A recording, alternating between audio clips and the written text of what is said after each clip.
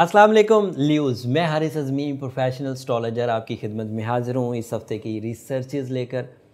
इन researches का ताल्लुक़ आपसे बहुत ज़्यादा है। आज के हफ़्ते की रिसर्चेज़ का ताल्लुक़ आपसे बहुत ज़्यादा है ल्यूज़। मामला ये है, मैं सभी प्लैनेट्स के लिए इस चेंज को एक मेजर चेंज मानता हूँ।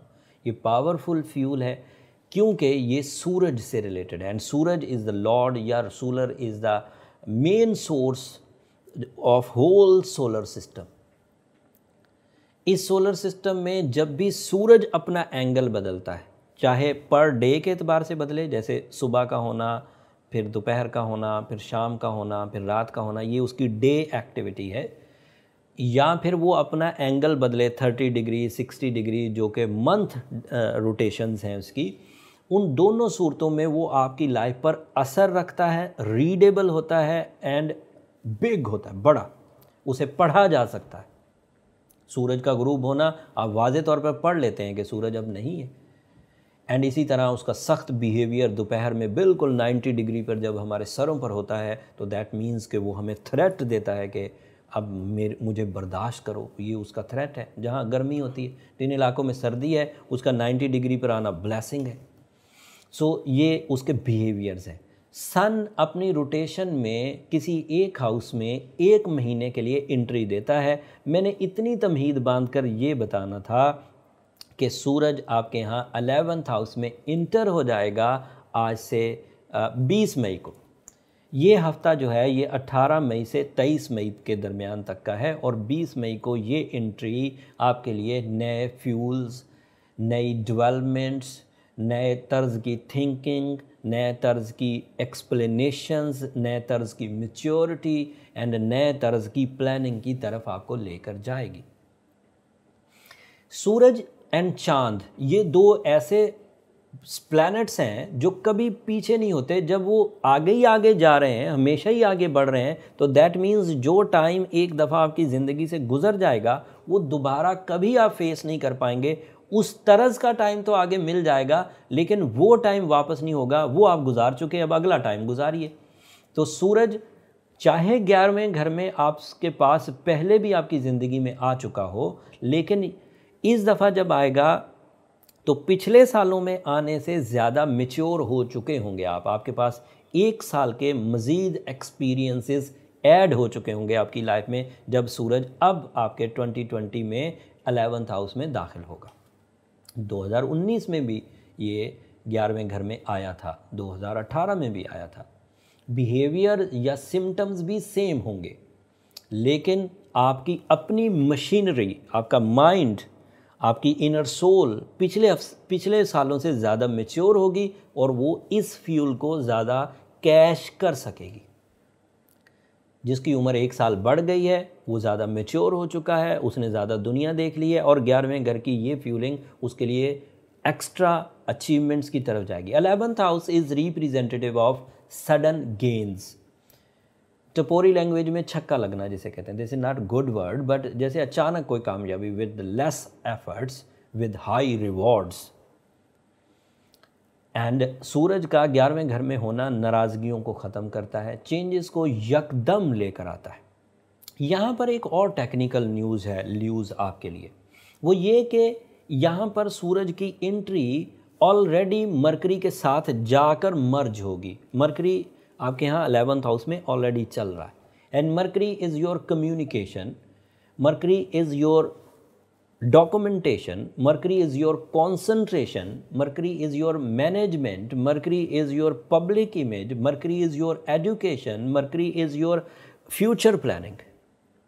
और 11th हाउस में सडन गेन्स हैं, दोस्त अहबाब हैं, दोस्त अहबाब की सपोर्ट है। अगर इन दोनों चीज़ों को मिला दिया जाए तो आप अपने कुलीग्स, अपने दोस्तों से 11th हाउस में प्लान करते हुए कुछ बड़े फ़वायद अचानक हासिल कर सकते हैं। ये है इसकी सिंगल लाइनर जो अभी मैंने बयान की। इस 11th हाउस में सूरज अकेला काफ़ी पॉजिटिव, मरकरी अकेला काफ़ी पॉजिटिव, बट दोनों का मर्जर 3 गुना पॉजिटिव हो जाएगा।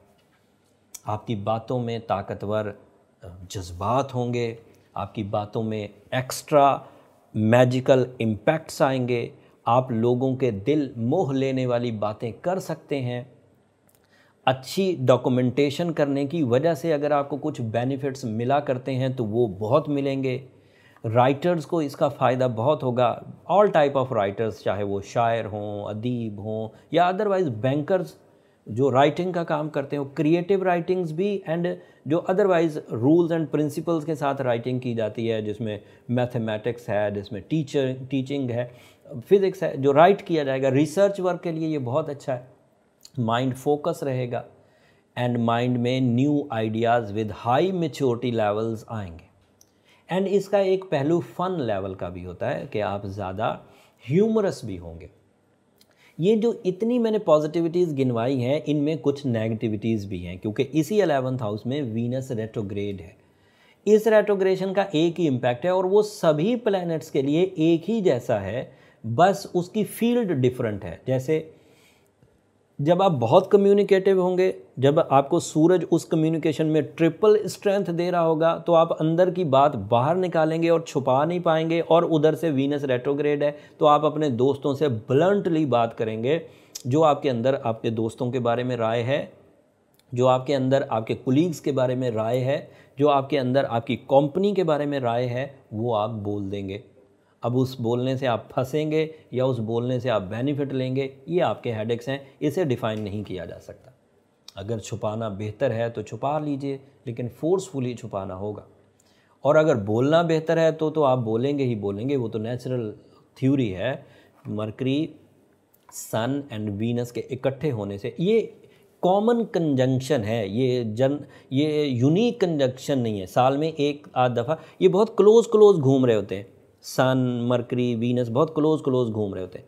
तो इनके क्लोज घूमने से ये कंजंक्शन अमूमी तौर पर साल में एक आध दफ़ा आ ही जाती है, किसी रूल से नहीं आती। मतलब घूमते घूमते तीनों ही प्लैनेट एक हाउस में जमा हो जाए और अक्सर हो जाता है, तो ऐसी सिचुएशन सामने आती है। एक बंदा बैठे बिठाए अंदर की सारी बातें निकालने लग जाए, तो आप बज़ाहिर भी ये बात अज्यूम कर सकते हैं कि इसका मरकरी, इसका सन और इसका वीनस एक जगह आ गया, और इसकी वजह से ये अगर छुपी हुई मोहब्बत कर रहा है और पॉजिटिव है तो वो बोल देगा। इस बात का अंदेशा नहीं रहेगा उसे कि पता नहीं आगे से रिस्पांस कैसा हो, वो बोल देगा। और अगर किसी से अदावत रखता है तो बोल देगा। अगर किसी बॉस पर उसे गुस्सा है या किसी बॉस से वो बहुत इंस्पायर है तो बोल देगा। अगर औलाद, दोस्तों एंड सराउंडिंग से उसको किसी तरह की कंप्लेन है या किसी तरह की खुशी है, उसको वो बोल देगा। सो जो चीज़ें बोलने के लिए अच्छी हैं वो तो बोल ही दीजिए, उसमें तो कोई कबाहत नहीं, वो तो कर दीजिए। लेकिन जो चीज़ें कुछ छुपाई जा सकती हैं या आपको लगता है कि उसका छुपाना आपके लिए बेहतर है, तो फिर उधर फोर्सफुली इम्पैक्ट डालना होगा। आपका मार्स आपके यहाँ 8th हाउस में है, पाइसेस एरिया में। Mars in Pisces is not a very good form, but बहरहाल वो आपके लिए किसी हद तक थोड़ी करेज प्रोड्यूस करेगा, बिकॉज कि आपका सन अच्छा है, दैट इज़ योर रूलिंग। जब रूलिंग अच्छा होता है तो इट मीन्स कि वो आपकी नेचर में कुछ मेजर चेंजेस लाएगा। और जब नेचर में चेंजेस आती हैं, एंड स्पेशली माइंड साइंसेज में जो कि मरकरी की सपोर्ट से, तो आप negative side of your field of life को आप रिकवर कर जाते हैं। जो ज़िंदगी की कमज़ोरियाँ हैं उनको आप रिकवर कर जाते हैं। बट फिर भी ये ज़रूर कहूँगा कि रेट्रोग्रेशन ऑफ सैटर्न का सीज़न चल रहा हो, रेट्रोग्रेशन ऑफ जुपिटर का सीज़न चल रहा हो, रेट्रोग्रेशन ऑफ वीनस का सीज़न चल रहा हो, और मार्स 8वें घर में हो, तो it is not a easy task to deal with time. आपको कुछ आर्टिफिशियल फ्यूल लेना ही होगा, और उस आर्टिफिशियल फ्यूल के लेने में जब तक ये वीडियो आप तक पहुंचेगी, आइडियल स्पिरिचुअल सपोर्ट का टाइम शुरू हो चुका होगा। ताक रातें चल रही होंगी, रमज़ान का आइडियल टाइम होगा। अगर आपने उन रमज़ान की ताक रातों को कैश कर लिया विद द हेल्प ऑफ सूरह Shams, with the help of सूरह यासीन सेकंड लास्ट आयत, with the help of Ruby और एमरल्ड और डायमंड, ये आपके ऐसे स्टोन्स हैं जो आपके लिए आर्टिफिशियल रेडिएशंस को बूस्ट कर सकते हैं। इन सब का मिक्सचर, सूरह शम्स का, सूरह यासीन सेकंड लास्ट आयत एंड एमरल्ड, रूबी या डायमंड, तो आपके लिए ये आला तरीन सिचुएशंस बन जाएगी to repair this major issues in horoscope. ये 1000 नाइट से बेहतर रातें हैं, और ये वादा भी क्रिएटर का, ज़मीन और आसमान के बनाने वाले का, खुद का आपसे डायरेक्ट वादा है। अगर कोई बंदा इन अ सिंगल नाइट परफॉर्म करके 1000 रातों, 1000 महीनों, अल्फ शहर, यस, 1000 महीनों से बेहतर रात या 1000 महीनों से बेहतर efforts in a single night हासिल कर सकता है, तो कोई बेवकूफ़ ही होगा जो उसे छोड़ेगा।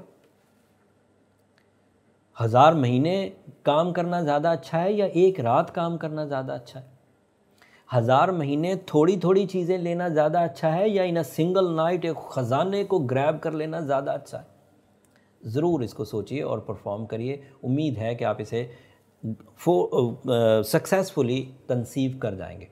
अब अगली बात है, अगर कोई पावरफुल ल्यू है तो वो इस सन सिचुएशन को, जो आपका रूलिंग प्लैनेट है, बहुत इन्जॉय करेगा और अपनी माइंड एबिलिटीज़ को अपना टूल ऑफ सक्सेस बनाकर चीज़ों को कवर कर जाएगा। और अगर वीक है, बजाते खुद उसे पता है कि वो वीक है, तो वो फिर इन रेमेडीज़ की तरफ जाए। अगर किसी को अभी वो दोराहे पर है, उसे पता ही नहीं कि मैं वीक ल्यू हूँ या ताकतवर हूँ, तो नीचे नंबर चलते रहते हैं, आप उन पर रब्ता करके अपने नेटल चार्ट में अपने प्लैनेट्स के बारे में जज कर सकते हैं कि at the time of birth आपका सन अच्छा था कि बुरा था, at the time of birth आपका सैटर्न या जुपिटर रेट्रोग्रेड था या वीक था या वीनस रेट्रोग्रेड था।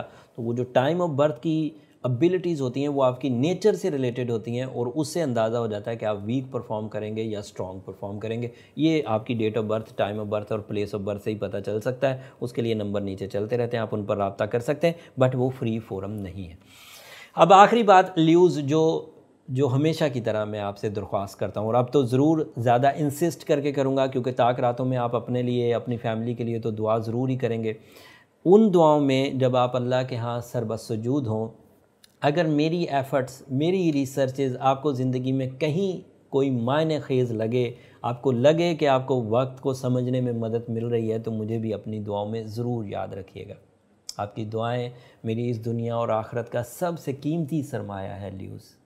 चैनल को भी ज़रूर सब्सक्राइब कर दीजिएगा। आपकी सब्सक्रिप्शन से हमारी हौसला अफजाई होती है, और मेरे जो टीम है वो उसका जोश व खरोश बहुत बढ़ता है। तो चैनल की सब्सक्रिप्शन एक तरह से हमारी नीड है, हमारी ज़रूरत है, ज़रूर कर दीजिएगा। अगले वीडियो तक के लिए अब इजाज़त दीजिए। अल्लाह निगहबान।